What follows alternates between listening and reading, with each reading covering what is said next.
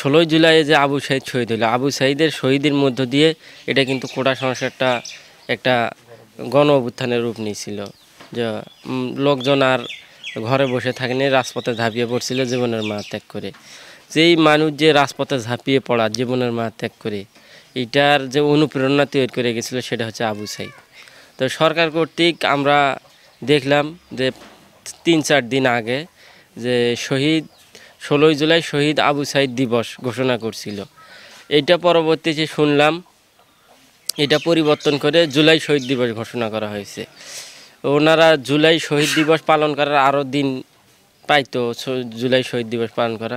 এই রকম একটা বিপ্লবের আইকনিক শহীদ, যার আত্মত্যাগ যুগে যুগে মানুষকে অনুপ্রাণিত করবে অন্যায়ের বিরুদ্ধে লড়াই করার জন্য। তার জন্য কি এই 365 দিন থেকে এই 16 জুলাই একটা দিন কি তার স্মরণে কি নির্ধারণ করা যাইতো না? তাকে কি স্মরণ করলে কি অন্য শহীদদের কি অপমান করা হয়তো? তারাই আত্মত্যাগ তো তাদেরকে অনুপ্রাণিত করছে রাজপথে নামে আসার জন্য।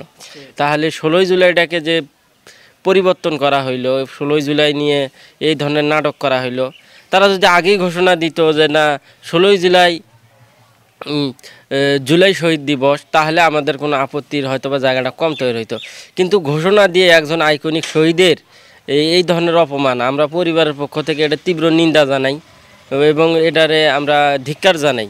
রাষ্ট্র কেন এইরকম একজন আইকনিক শহীদ, যার অনুপ্রেরণা যুগে যুগে মানুষকে অনুপ্রাণিত করবে, তার জন্য একটা দিন তারা রাখতে পারলো না? আমরা ইতিপূর্বে দেখেছি অনেক দিবস পালন করা হয়েছে অনেক মানুষের নামে, যাদের জাতির জন্য 1 পয়সারও উপকার ছিল না, তাদের নামে দিবস পালন করা হয়েছে। কিন্তু শহীদ আবু সাঈদ দিবসের শহীদের দিবসটা আবু সাঈদ দিবস ঘোষণাতে সমস্যা কোথায় ছিল?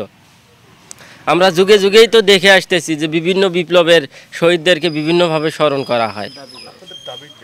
আমাদের দাবির জায়গা 16 জুলাই যে শহীদ আবু সাঈদ দিবস ছিল, এটা আমরা শহীদ আবু সাঈদ দিবস হিসেবেই চাই। এবং জুলাই শহীদ দিবস যেটা আছে, জুলাইয়ের যে কোনো দিন সরকার এটা পালন করতে পারে। আবু সাঈদকে এই যে 16 জুলাইয়ের যে আইকনিক শহীদ, যার আত্মত্যাগ এত বড় বিপ্লব সংগঠিত হলো, তাকে কোনোভাবে এভাবে অবহেলা করা আমরা পরিবারের পক্ষ থেকে মেনে নিতে পারছি না।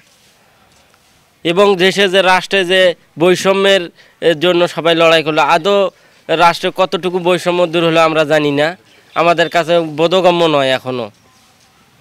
আঞ্চলিক যে জাতীয় বাজেটের আঞ্চলিক বৈষম্য রয়ে গেছে।